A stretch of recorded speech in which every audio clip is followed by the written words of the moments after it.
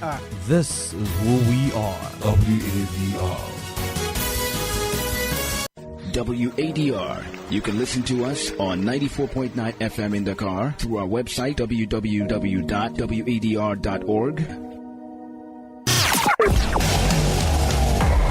Attention, ladies and gentlemen.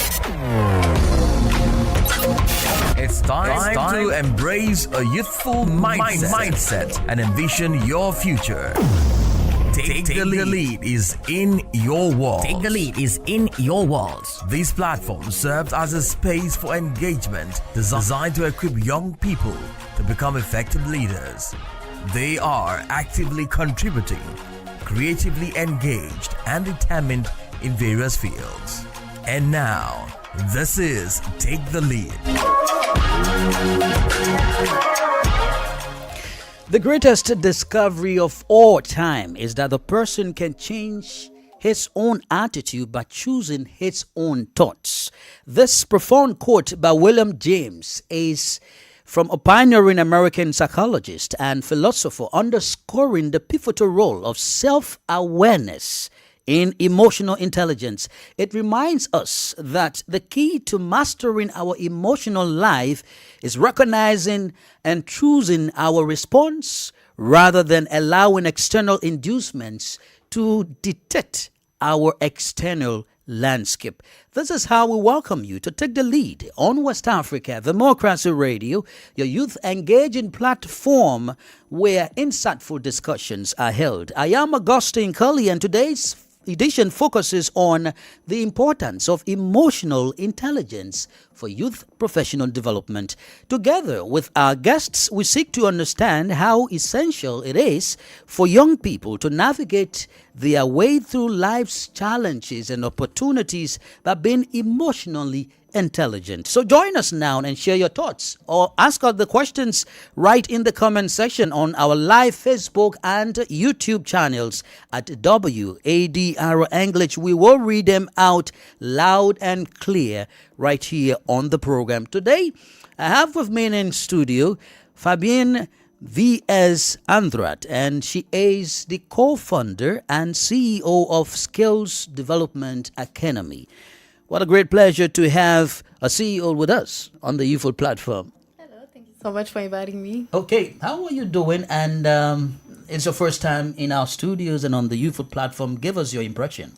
It's very nice. Okay. That was my first impression coming in, and it's very well equipped. And the people around are so great and gentle to us. They've been so welcoming. You are heading an organization that talks about building skills and development.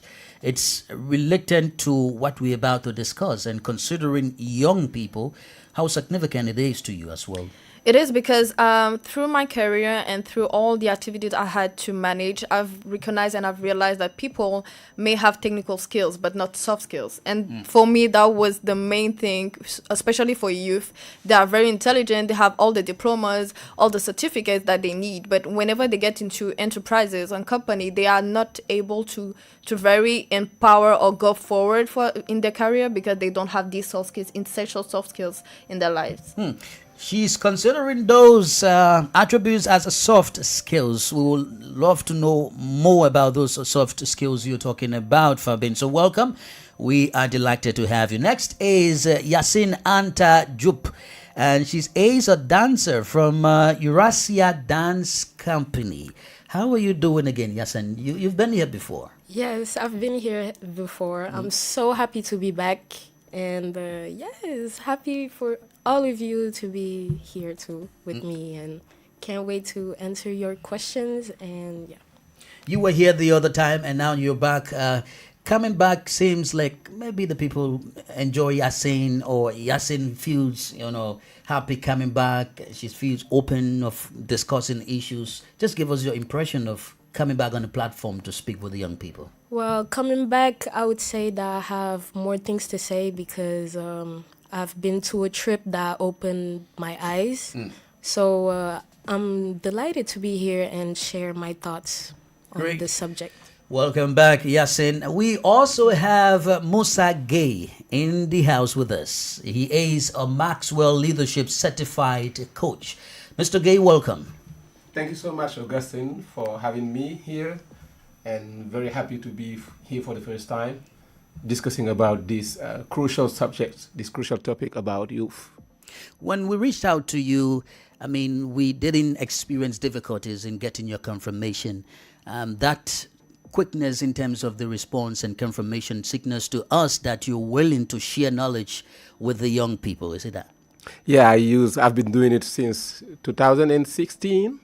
Helping young entrepreneurs here in Senegal and in West Africa, developing skills in public speaking, self-confidence, leadership, in order to get more impact in their activities, in their daily activities. So yeah, being here for sharing is really my daily activity. Okay, welcome, sir, as well as Emmanuel Tonto Oduro, and he is a mental health advocate and career coach. Emmanuel is joining us all the way from Ghana.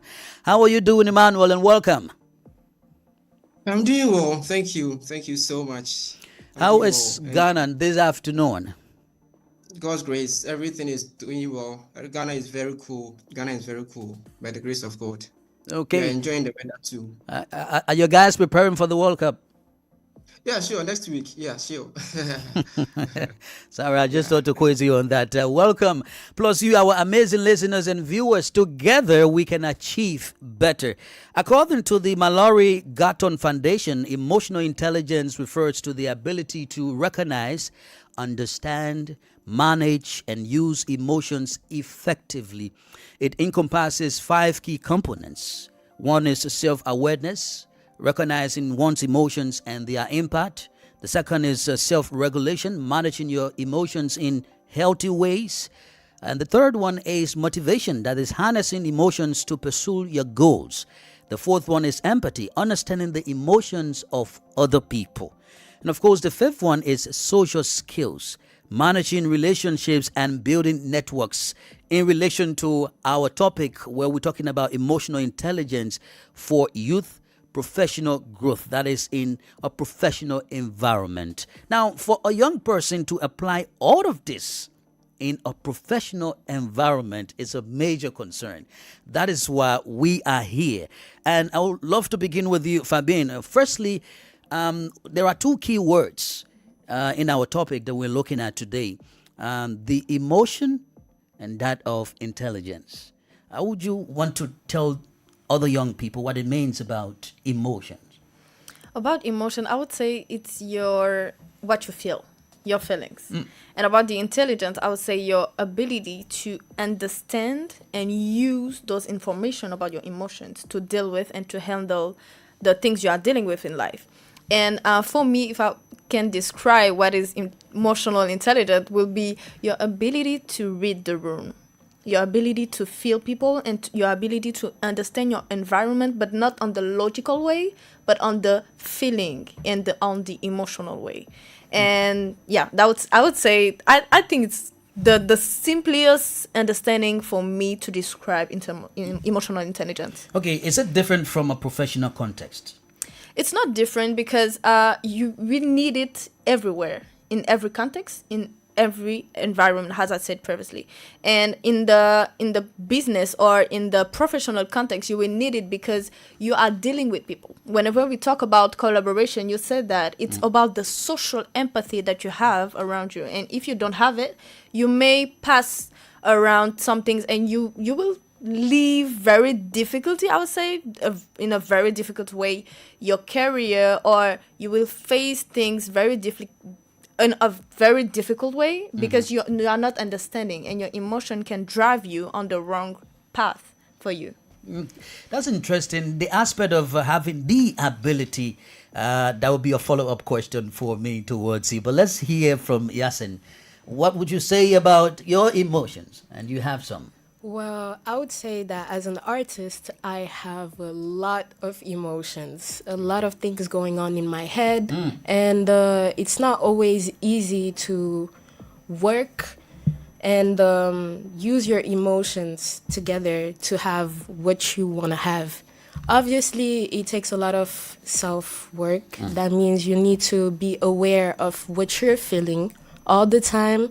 And like she said too, you need to read the room because you might be on another level, and the room, the room might be on another level too of emotions. And if you make a bad reference, or if you say something bad, everybody might see you as somebody who's not really set for the work. So it's always very important to be aware of what you're feeling and try to regulate it and take a pause before acting. And yeah, that's all I have to say for now. Well, interesting. The definition that I began with was about recognizing, understanding, managing, and making use of emotions. For you, Mr. Gay, these are key words. The ability to recognize, as Fabian said, and the ability to understand, and the ability to manage. These are critical points. Is it a common thing that a young person, can do, or it comes with a set of trainings or so? Yeah, I think that the first step for young people, for everyone which is facing emotion, is to understand how it processes. Okay. First of all, there's a trigger. There's always a trigger. This trigger can be external or internal. For example, other young people, if you receive, as a junior, for example, if you receive a very bad email from your boss, that this is an external trigger. And what's happening inside in your body is that your brain perceives this trigger as an alert, and then there is an area in your brain called amygdala, and there is this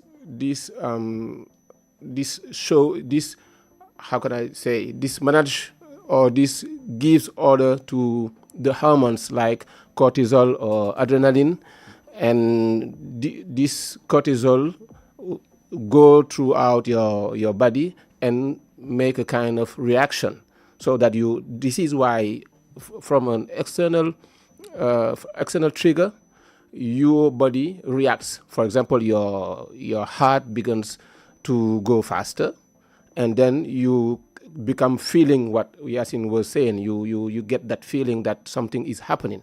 So for me, the very first step is to understand what's the process of the emotion, and that's why we call it E and motion. It's energy in motion in your body. And once you understand the process, you're able to be more focused on the trigger, on the source, and which trigger is also can be internal. For example, you can have a memory or a bad thought that can bring in another state within your environment. But once you understand this process, you're able to pause, like Yasin said, pause, reflect on what is happening on you, and so that you can know how to give response. Because these are the three steps: the trigger, the reaction, and then the response that you give. Okay. Yeah. Now back to you. Let me hold you there and get to Emmanuel first. Let's also hear his opening statement before we come back to Fabian for the follow-up questions. Now to you, Emmanuel, what would you say about this entire topic in terms of your opening statement? Young people just hearing the word emotion or hearing intelligence and coming together as a group of all emotional intelligence. What does it mean? All right. Before that, I will greet the whole panel and then those of members listening to us and those watching as well.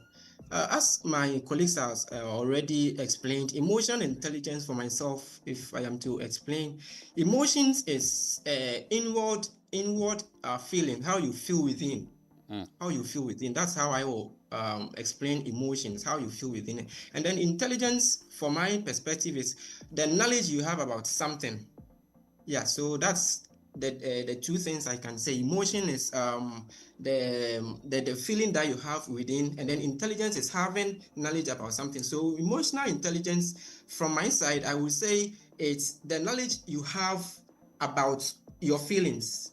The knowledge that you have about your feelings. Your feeling, that is when issue happens, or with when you are within, as my colleagues were saying, the feeling within the room, how you react towards such things. Yeah, so that's what I can say for emotional intelligence. Is it easy to identify your emotions? It's not all that easy. It's not all that easy. You know, sometimes when people are learning, they learn for they learn per what they want to become. But it's not all that easy for people to, because it's something that people doesn't know. People doesn't know that emotional intelligence is something that you need together with your certificate. Let me put it now, is together with your certificate to acquire a job. There's a saying that goes that your certificate will acquire you job, but your character will sustain you. So people always know that, let me get the certificates and then get into the job market. But it's something that people doesn't know, and I'm glad that we are treating this topic. All right, thank you, Emmanuel. Fabienne talked about soft skills when she was expressing her opinion about emotions and intelligence. Now, the opportunity is yours to share with us why you refer to maybe emotions as soft skills. Because when we talk about emotions and specifically about this topic, is not just the emotion. This is not just about what you feel. This is also related to the intelligence of understanding them and recognize them, and also about the people around you. And when we talk about soft skills, it's like we cannot talk about people without talking about how they feel, what they think. And even if they have a diploma, certificate, and all the papers that they need for a career or for their job, they're still human. I can have all the knowledge that I have, but I'm still human. I still feel things. And as he said previously, I can receive a very bad email. It's written in a very aggressive way, and I will understand it aggressively.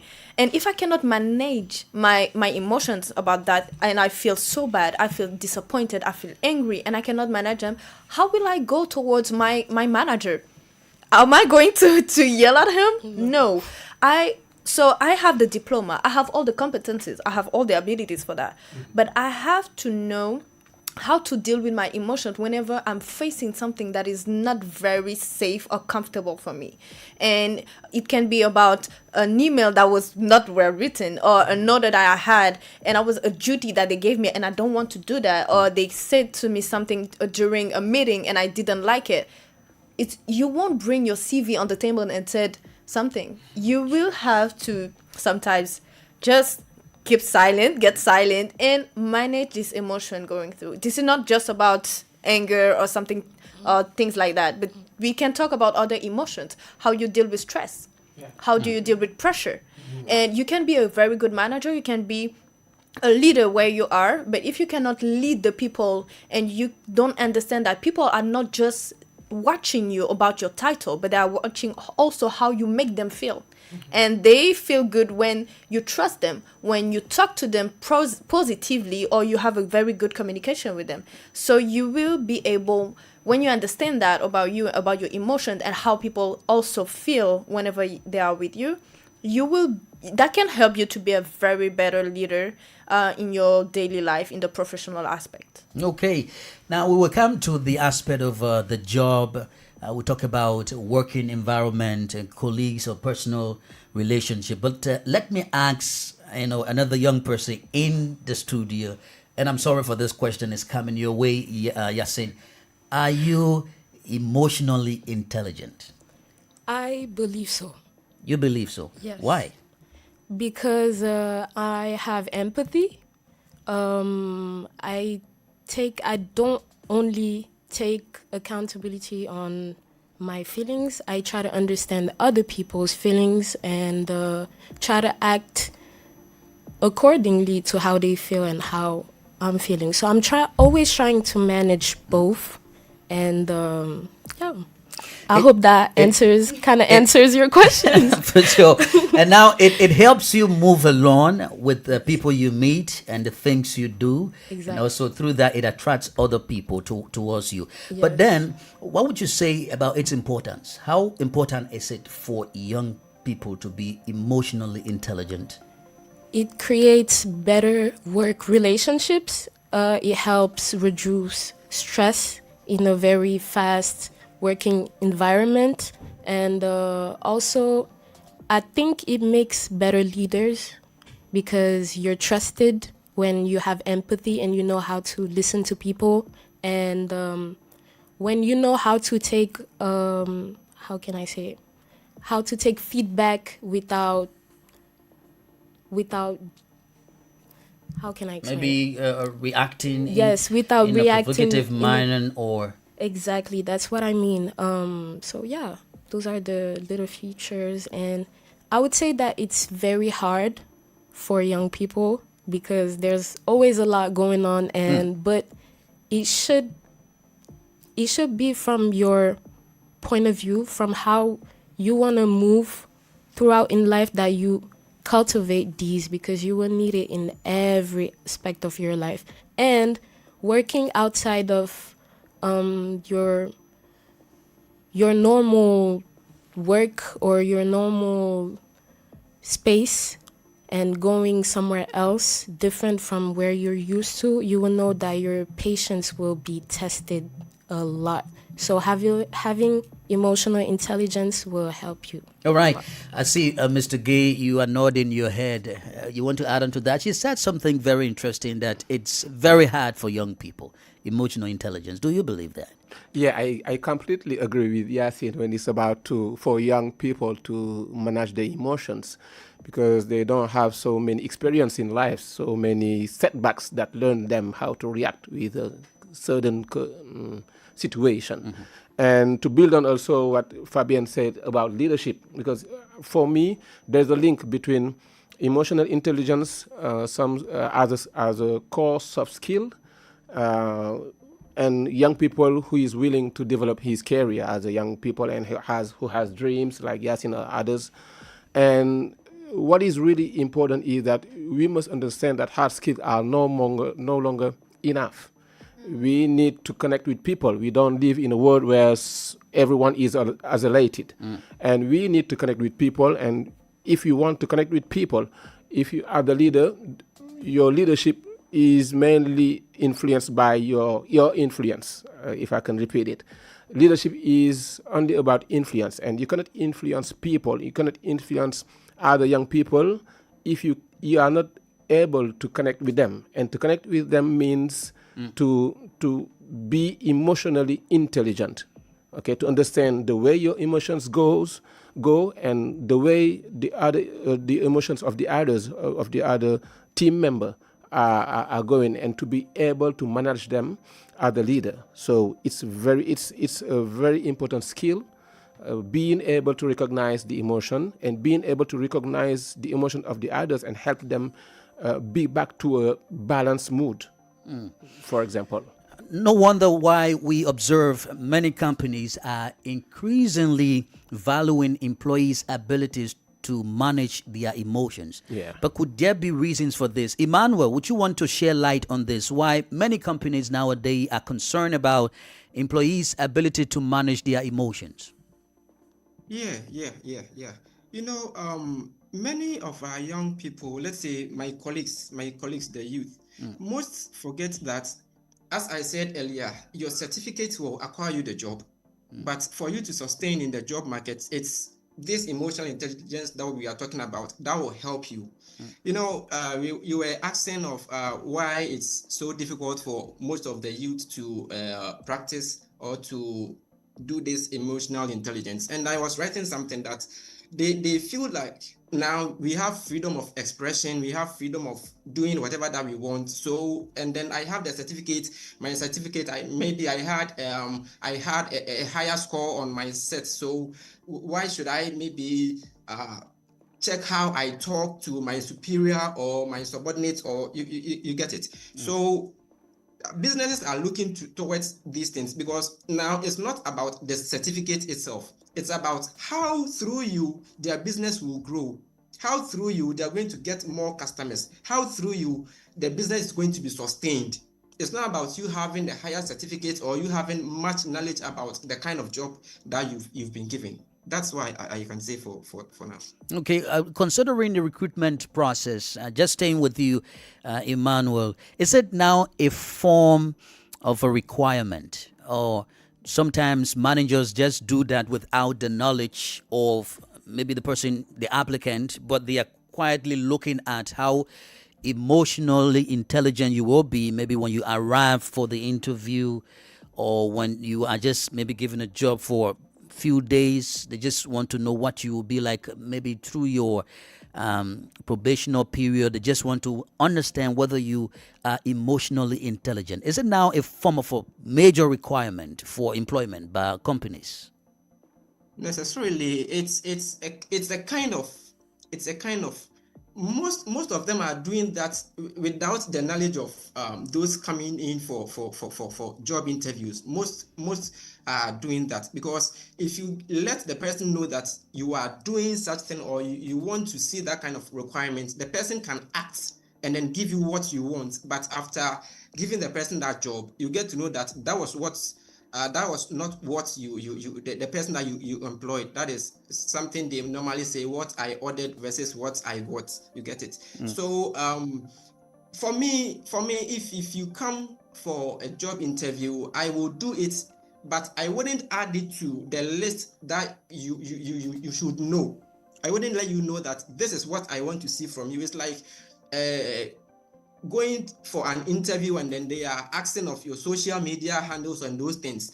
Who knows? They might be going to check those things, what you post online, the kind of comments that you post there, and those things. So I think some companies might officially do that, but others too will be doing that without the knowledge of the youth going in for employment. All right, let's hear from Fabian regarding this. Now we are into the workspace. You were talking about that relationship with colleagues and how significant it is. How does this emotional intelligence helps in that area? In the area of the colleagues, how we can help you is that we all come from a different country or different environment and a different family, so different realities. And has a warm country has African, we used to say in the HR environment, we have cold countries and warm countries. And in the cold countries, for example, I'm taking an example. If you get in the office and you don't greet people, it's totally fine. I'm in the office. I don't need to greet you. I don't need to have a conversation with you. But if you are with warm people in warm countries, they'll be like, oh, this manager or this colleague is very rude or impolite or something like this. So you as a manager or as a colleague, you will think that the other people are against you. So it will affect you. It will affect your productivity, because in the environment, you will feel not welcome. You will feel bad. You will feel like people are not going towards you. People are not respecting you. People are not listening with you, to you. And then you'll be like, okay, your emotions are getting all mixed in yourself. And you won't be that productive, because sometimes your emotion can touch on your productivity. And if you don't ask people and you don't have this emotional intelligence to recognize that, oh, how are my colleagues feeling? Did I did something wrong? Am I communicating well? Am I doing something wrong? And am I making them feel recognized, respected, which is the first thing? Am I making them feel very trusted and all these things? And whenever you get to know and understand and be aware of how people are feeling, it helps you to know how to communicate with them, how to deal with them, whenever they are the most productive. Because sometimes you can feel like, oh, that person is not feeling well at all. Maybe something happened in the office or outside, and I won't put a lot of responsibilities or duties on her, so I will wait until she's kind of okay. But you cannot always wait in the professional aspect. But you will be more understanding toward that person, and then let's try to regulate or try to work on this before going on the work duties. Before doing anything else, let's talk about how you feel, how you felt during that meeting, how you felt during that day, how you felt under the pressure that you had if you were involved in something. With these explanations coming from you, I believe you must have experienced this. Would you mind giving us few minutes or seconds in an instance where you emotionally reacted, or you observe an employee emotionally reacting to a situation? Okay, if I can give an example, I remember one time I had a colleague and we were in the same university. So I thought that person, we had the same abilities and competencies. So I was like, oh, we have the same skills because we've learned in the same area. We've learned in the same university. And when he came, he was my assistant. No, we were at the same level, but I was giving him, as I was the most experienced in the office, I was giving him some direction. And I was seeing that he was very slow, and the more we were going, the more we had activities, and he was going slower, and he was coming every day very bad, very sad, and I couldn't understand, and I was not emotionally intelligent at that moment. So one day I was just mad at him because I was like, why don't you give so much energy? I'm giving a lot of energy. You don't give the same. What's your problem? And you know what he said? No. He said, I may be slow, but I'm not dumb. I was like, whoa. Sorry, did I do something wrong? And he said, no, you don't realize, but sometimes you made me feel like I was not the person made for this because you are going very fast. I'm going slower, and you are treating me like I'm not I'm not fast as you, I'm not as good as you, and your behavior towards me was not that good. So this is that day I've learned how to recognize that people and how to be empathic and how to understand that people are not the same as me. And sometimes instead of being aggressive, I should ask the people before, why are you feeling like this? Why are you acting like this? What's the problem? Is there something wrong? And am I the reason why you are feeling like this? And yeah, that's a concrete example. It also means that situations dictate or trigger people's emotions. It is. And I will come to that question, but let us get the experience of Yasin. When it comes to an instance, maybe it was on the dance floor, you emotionally reacted, or the audience were reacting to you, and I mean, you just did something emotionally. How was it? I have so many experiences, but I will explain one with the Americans, actually. I went to an academy in New York for a dance training program, and all my advisors were really nice except for one in particular. That one was always so hard on me, and one day I believe I just left something on the table, which was like a really important book where we would keep our classes and things like that that were important for us. And she came in and had a really bad stance, and she talked to me like I did not care about the program. And I really, really wanted to overreact to that point because I was like, oh, well, I'm doing my best and you've been hard with me since the beginning. But something I was really proud of was just take a deep breath. I took a deep breath. I smiled at her and I just answered her with the most calmest response ever. And I believe that she was not really waiting for me to act that way, which is why I'm advising everybody that are listening to me right now. If you ever get in a situation where you're being pushed and you're feeling like everything is against you, think about why you're here, how your response might affect the rest of your stay or the rest of your work, and think about just not letting everything or everyone take your energy away from you. Always keep everything balanced, even though it's not easy at all, but you will always get the best outcome if you stay calm and true to yourself, and again, not let everything or anything take away your energy.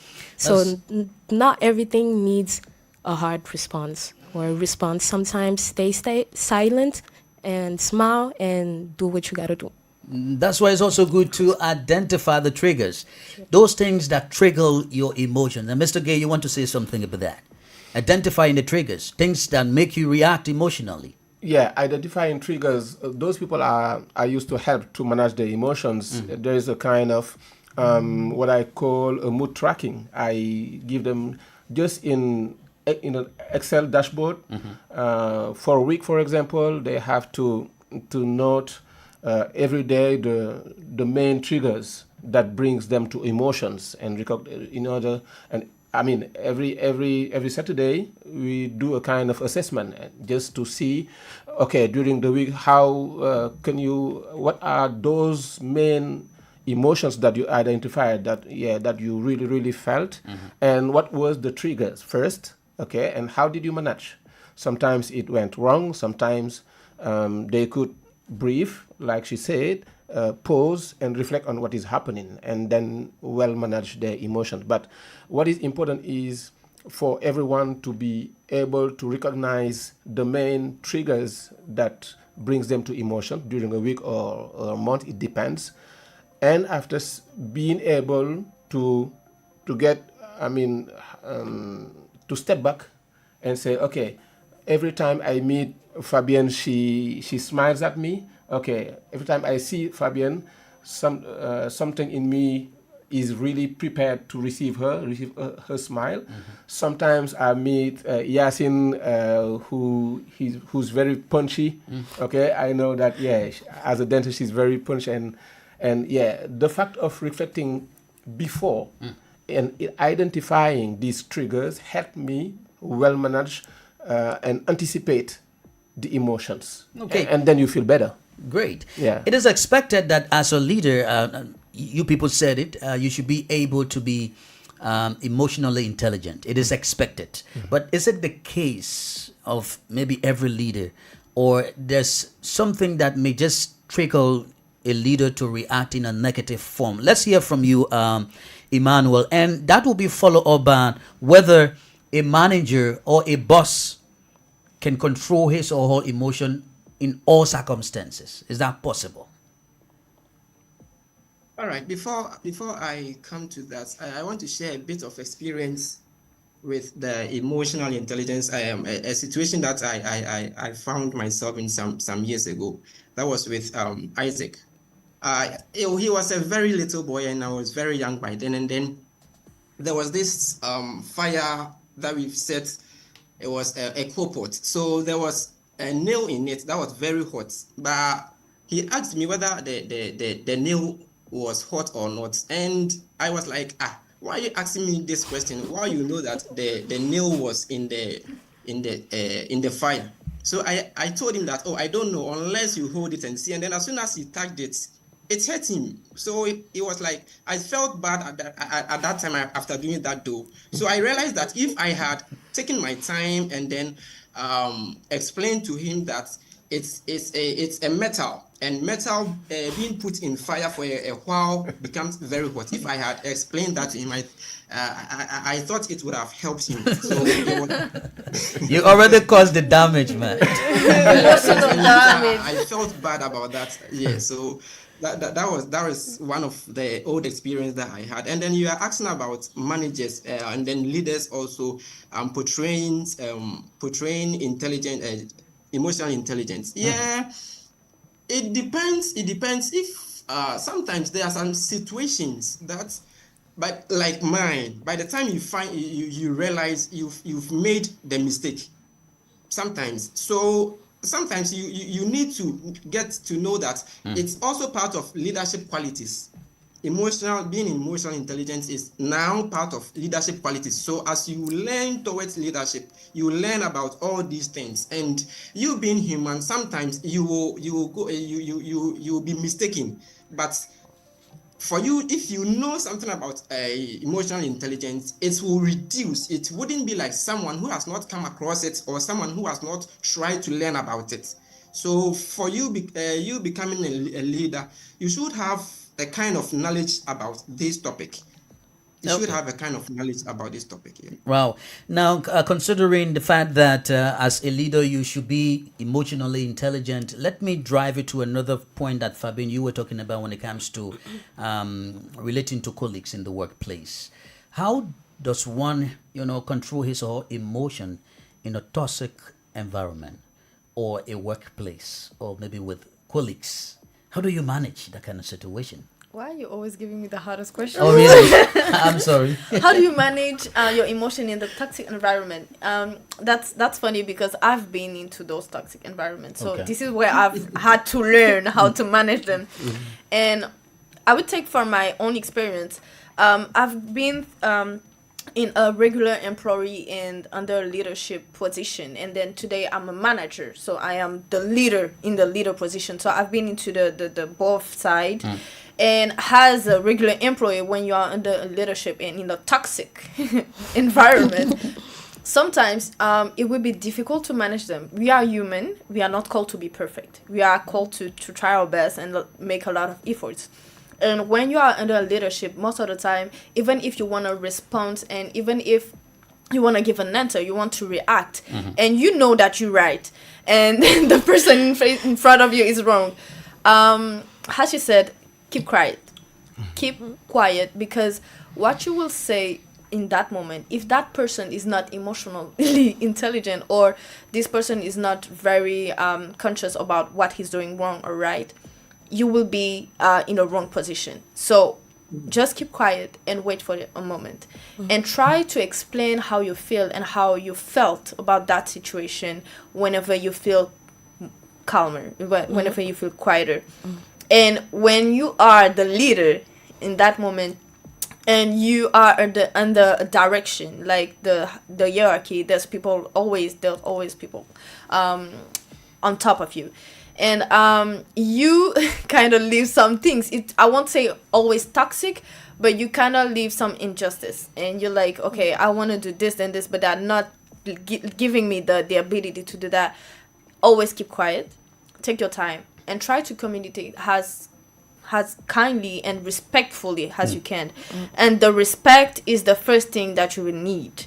Respect people. And even if you're right and they are doing you wrong, always put respect on the table. Always take your time before answering something. Even if it has to take 2 hours or 1 week or 1 month, always take your time. But never leave it.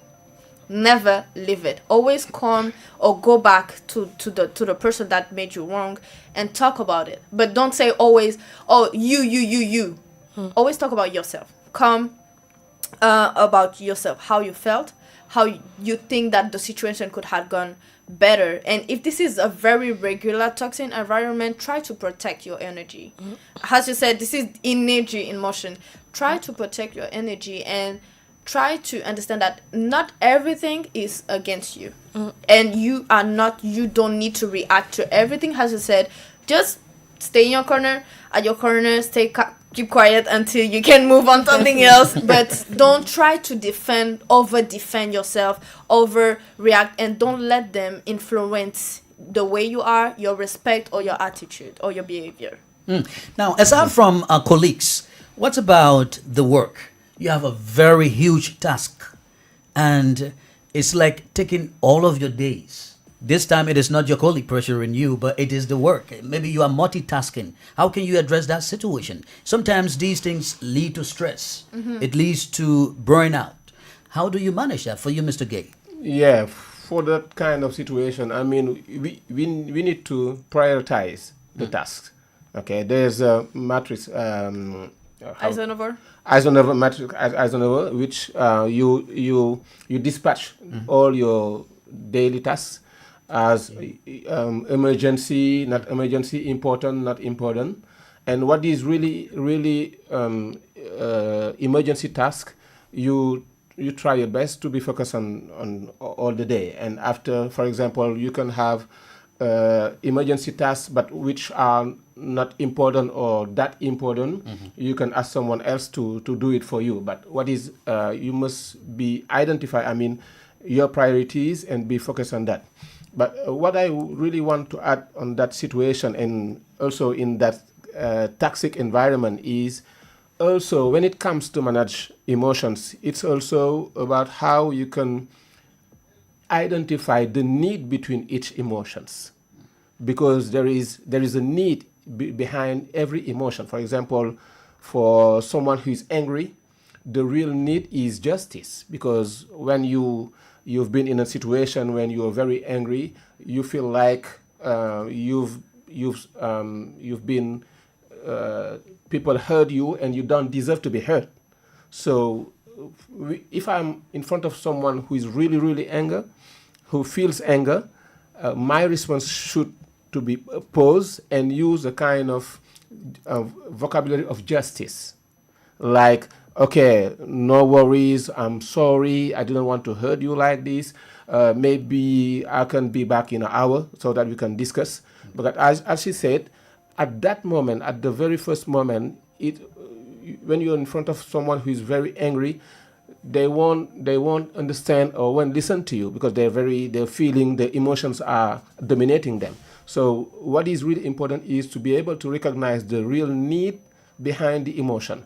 For example, sadness, the real need behind sadness is to be in a comfort zone. So you have to give words, warm words, in order to put that person in a better mood. Okay, so being also intelligent emotionally is being able to recognize the need behind and be able to respond in that with that need. Okay. You see? You're right. Let's go to our Facebook page. We've had a reaction. Mima Clemsey Sa says, just to mark the point Fabian Varela Seva Andrade said, I work in a warm environment and people keep greeting to each other all the time and it's a mark of affection. But for some people who aren't in the same environment, they can come and not greet you in the morning. It's fine for me.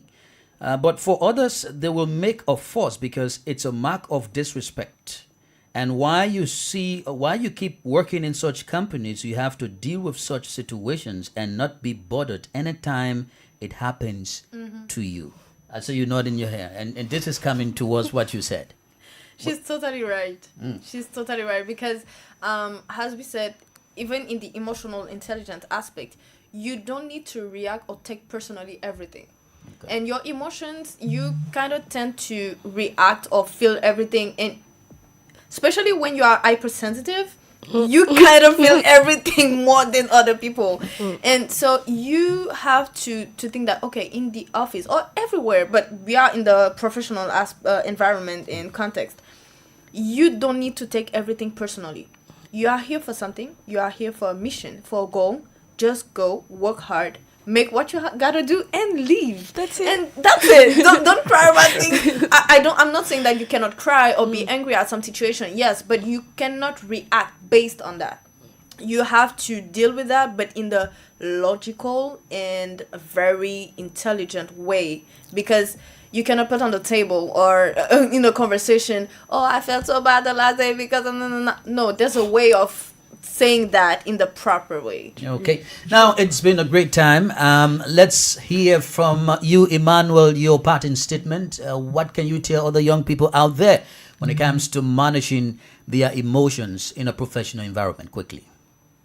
Okay, so let me add a bit to the lady, the comment the lady brought.